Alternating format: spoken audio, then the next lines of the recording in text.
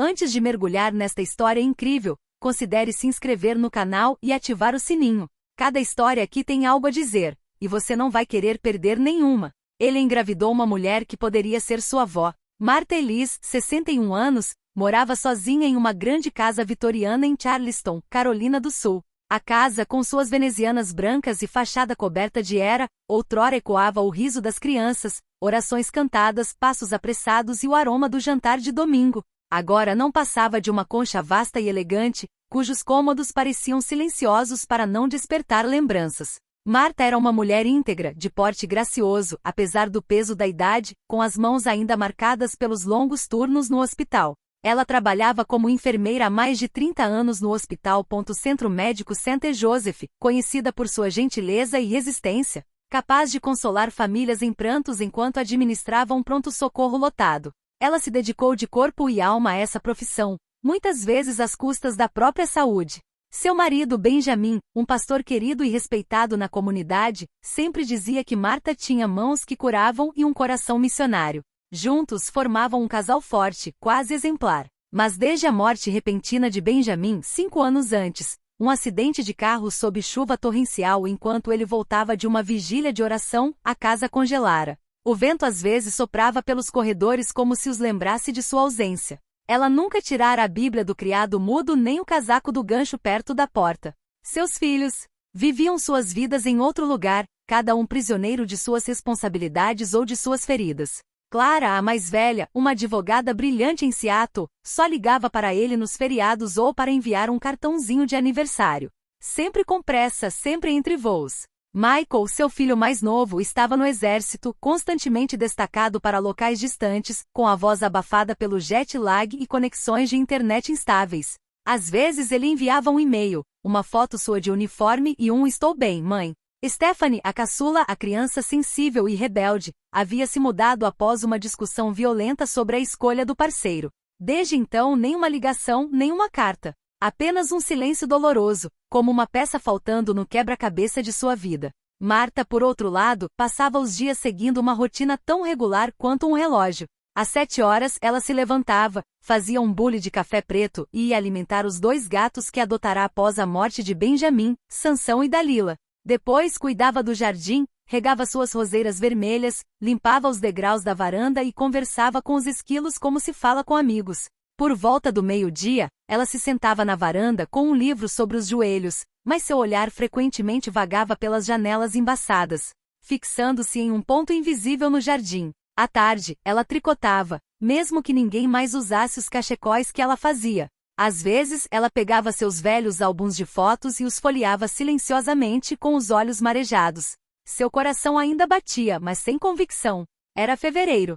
Charleston tremia sob uma onda de frio fora de época, que chegará inesperadamente do norte, agarrando os telhados, congelando as calçadas e cobrindo as janelas com uma fina camada de gelo. A casa de Martha, construída há mais de um século, não fora construída para aqueles invernos rigorosos. E como por um golpe do destino, sua velha caldeira, fiel por 20 anos, expirou no início da manhã, exalando um último suspiro de calor. Martha, enrolada num roupão grosso, tentou ligar para Bill, seu encanador habitual. Caiu na caixa postal.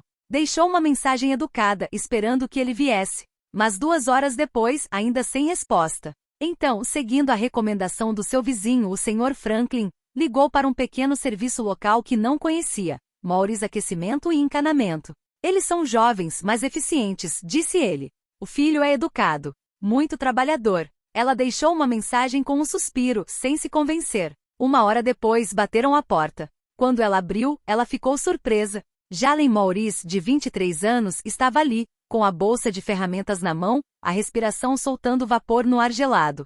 Era alto, quase 1,90 metros, com constituição atlética, mas seus movimentos eram medidos, quase gentis. Tinha pele cor de caramelo, as bochechas coradas pelo frio e olhos castanhos amendoados, animado, risonho, mas não arrogante. Usava uma jaqueta de trabalho velha, coberta de tinta lascada, e luvas com buracos que revelavam seus dedos avermelhados. Bom dia, Sra. Elise. Vim por causa da caldeira, disse ele, inclinando o boné delicadamente. Sua voz era calma, profunda, com uma doçura natural. Sem ênfase. Sem tom meloso. Apenas um respeito sincero, quase instintivo. Marta o observou por um instante. Ele parecia tão jovem. Ela quase o mandou voltar com alguém mais experiente. Mas algo nos olhos dele a fez mudar de ideia. Uma mistura de determinação e calma que ela reconheceu. Ele a lembrou de alguns dos jovens pacientes que conhecera no pronto-socorro, castigados pela vida, mas ainda com a dignidade intacta. Ela sussurrou. Ele tirou as botas no corredor, largou as ferramentas e desceu as escadas. Ela o observava discretamente do alto da escada com um olhar curioso.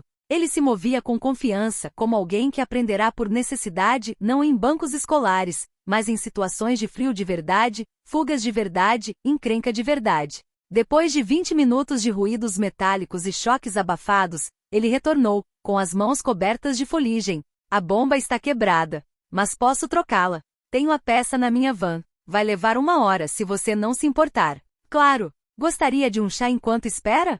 Ela perguntou. Ele sorriu e seu rosto se iluminou. Eu nunca digo não a um bom chá quente. Eles se acomodaram na cozinha, um cômodo pequeno com móveis antigos, onde o aroma de canela e cera ainda pairava. Ela lhe serviu uma xícara, que ele segurou nas mãos para aquecê-las.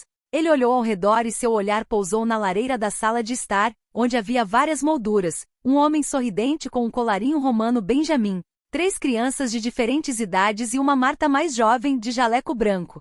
Você mora aqui sozinha? Ele perguntou suavemente, sem perguntar. Por um tempo, sim, ela respondeu, soprando em sua xícara. Um silêncio simples, mas não pesado, se instalou. Então, contra todas as expectativas, a conversa começou a fluir livremente. Ele contou a ela sobre sua mãe, que tinha diabetes e a ajudava desde os 17 anos.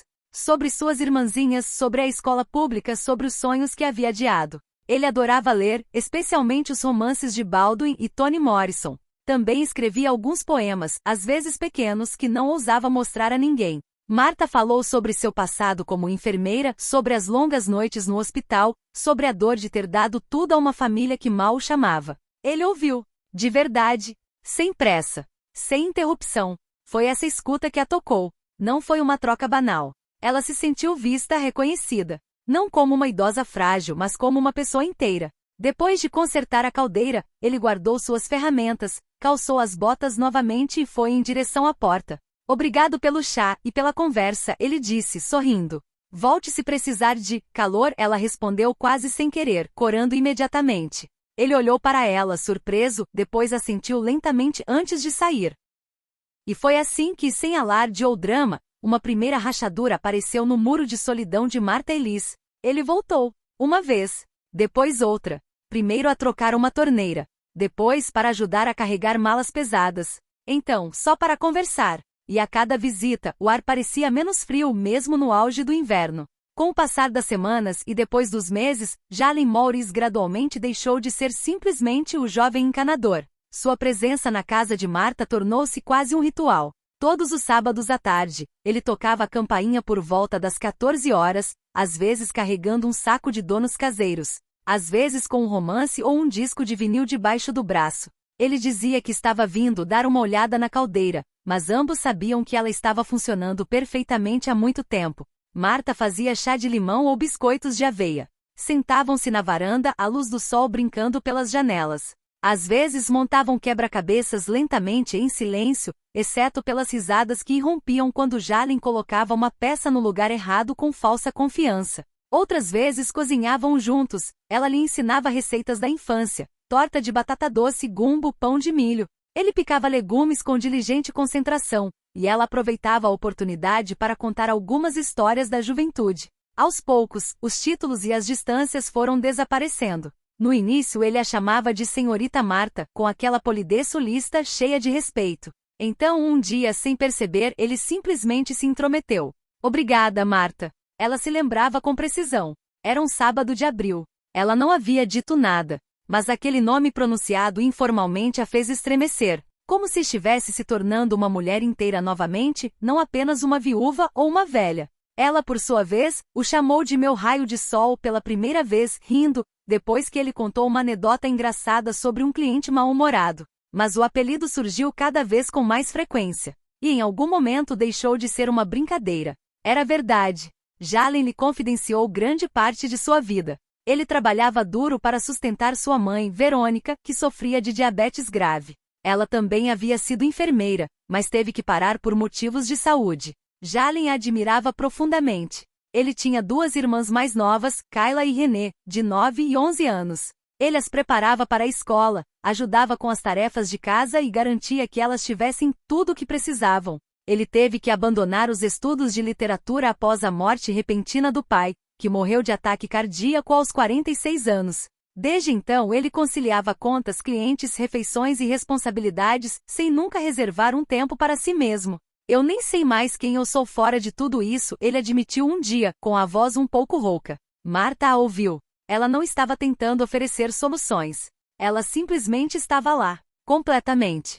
Então, uma noite, tudo mudou. Era uma quinta-feira à noite em maio. Ainda estava quente. Jalen chegará sem avisar, com os olhos vermelhos e o olhar perdido.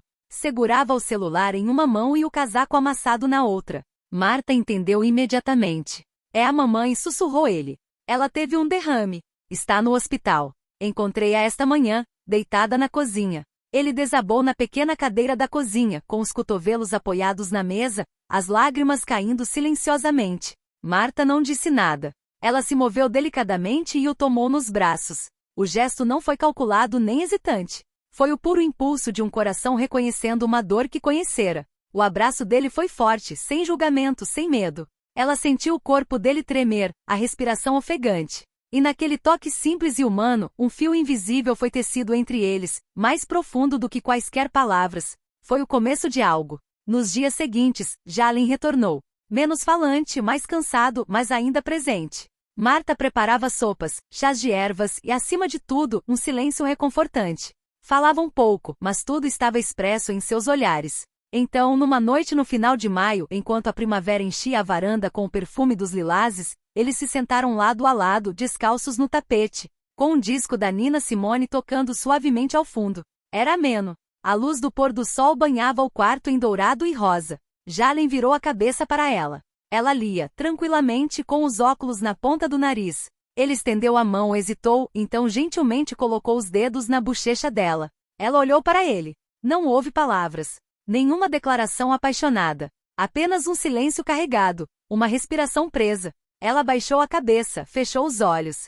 E ali, naquele quarto cheio de velhas lembranças, eles se beijaram. Não havia nada de apaixonado ou apressado naquele beijo. Foi gentil, lento, inesperado, mas inevitável. Uma resposta a meses de confiança, cumplicidade e escuta. Eles compartilharam um momento de intimidade naquela noite. Não por mero desejo carnal, mas por uma sede de ternura, calor e gratidão. Marta, que amava o marido há 35 anos, percebeu naquela noite que nunca tinha sido visualizar desta forma, não como esposa, não como mãe, mas como mulher, inteira, desejável, amada. Jalen, no entanto, encontrou uma paz nos braços dela que nunca conhecera. Não era estranho nem fora do lugar, era simplesmente natural. No dia seguinte não falaram sobre o ocorrido, não imediatamente. Mas seus gestos mudaram. Mais terno, mais presente. Prometeram um ao outro não se precipitar em nada. Serem cautelosos. Ouvir seus corações. Mas eles já sabiam. Não era mais apenas uma amizade. Foi o começo de um amor improvável, mas inevitável. Era uma manhã de junho, uma daquelas manhãs em que o calor já ameno penetra pelas persianas entreabertas, trazendo consigo a promessa do verão. Marta acordou com um estranho mal-estar. Uma sensação de peso no estômago, um gosto amargo na boca, uma náusea persistente se instalando. A princípio pensou que fosse simplesmente um caso de fadiga, uma intoxicação alimentar causada pelo sanduíche antigo que havia comido no dia anterior ou o início de uma gripe. Mas com o passar dos dias, a náusea continuou inabalável. Em vez disso, passou a ser acompanhada de tontura e fadiga incomum. Preocupada, Marta marcou uma consulta com o Dr. Harrison, um médico de confiança que a conhecia há anos. Na sala de espera, as paredes forradas de diplomas pareciam pesar mais do que o normal. Quando chegou sua vez, ela entrou lentamente, sentando-se na cadeira de couro desgastada. O Dr. Harrison examinou cuidadosamente, observando seus sintomas. Solicitou exames de sangue e de urina, explicando calmamente que queria descartar qualquer infecção ou outros problemas médicos. Nos dias que se seguiram, Marta tentou seguir com sua vida normalmente, mas a ansiedade aumentava. Então, finalmente chegou a hora da consulta para o resultado. Ela entrou no consultório, com o coração batendo mais rápido do que ela gostaria de admitir. O Dr. Harrison fechou delicadamente o prontuário, respirou fundo e sentou-se à sua frente. Seu rosto estava sério, quase solene. Marta, ele disse lentamente, visivelmente preocupado, você está grávida. Seguiu-se um silêncio suspenso. Os olhos de Marta se arregalaram em descrença. Ela riu nervosamente como se a frase tivesse saído de um pesadelo ou de uma piada cruel. Doutor, o senhor está tirando sarro de mim, não é? Mas ele balançou a cabeça seriamente. Não, desculpe. Seu teste está positivo. Biologicamente, é raro na sua idade, mas não impossível. Seus ovários ainda estão ativos. Teremos que monitorar isso de perto. Marta permaneceu em silêncio, sem fôlego. Sua mente girava. Ela se lembrou de sua menstruação regular ultimamente, que ela havia descartado como um simples sinal de estresse. E então, Jalen. Ela saiu do escritório em choque. As ruas de Charleston pareciam borradas, as silhuetas dos transeuntes irreais. Ela caminhava lentamente, sem rumo, com os pensamentos embaralhados. A cada batida do seu coração, a realidade se tornava mais tangível e assustadora. Naquela noite, sentada na velha poltrona da sala de estar, ela pegou o telefone. Suas mãos tremiam enquanto descava o número. Jalen? Ela sussurrou. Ele respondeu quase imediatamente. Sua voz, suave e acolhedora, trouxe-lhe um pouco de calma. Preciso te contar uma coisa, ela começou hesitante. Ela contou tudo, os sintomas, a visita ao médico, o veredito. Jalen ficou em silêncio por um momento, com a boca entreaberta e os olhos arregalados apesar da distância. Então, com uma lentidão que parecia pesar cada palavra, ele colocou a mão direita sobre a barriga dela, como se já pudesse sentir o bebê. Se este bebê existe, disse ele finalmente, com a voz cheia de uma convicção gentil, é porque o céu quis. Chegaremos lá, Marta. Juntos. Naquela noite Marta chorou. Não de medo, não de dúvida, mas de uma profunda mistura de esperança e gratidão. Ela sabia que a vida estava prestes a mudar, que nada jamais seria o mesmo. Mas pela primeira vez em muito tempo, sentiu uma promessa bem no fundo, a de um novo começo. Quando a notícia se espalhou, atingiu a pequena comunidade de Charleston como um furacão. Os boatos se espalharam mais rápido que o vento quente do verão, e logo todos pareciam estar falando sobre eles, sobre Martha Ellis, a mulher de 61 anos grávida de seu encanador de 23 anos, Jalen Maurice. Clara, a filha mais velha, logo chegou à casa da mãe, com o rosto contraído e os olhos ardendo de raiva. Entrou sem bater, jogando a bolsa com força na mesa da cozinha. Mãe, você tem noção do que está fazendo? Exclamou ela com a voz trêmula de indignação. Você vai virar motivo de chacota em Charleston, em toda a família. Ele podia ser seu neto, pelo amor de Deus. Marta permaneceu calma, apesar da dor que queimava em seu coração. Olhou para a filha, a mulher que ela havia criado, e depois para sua barriga ainda roliça. E Clara, o que você não entende é que esse bebê é um milagre. E Jalen, ele é tudo menos o que você pensa. Enquanto isso, Michael, seu filho mais novo, estava longe, em missão em uma base militar no exterior. Eles conversavam por vídeo, a conexão instável, seu rosto cansado, mas sério.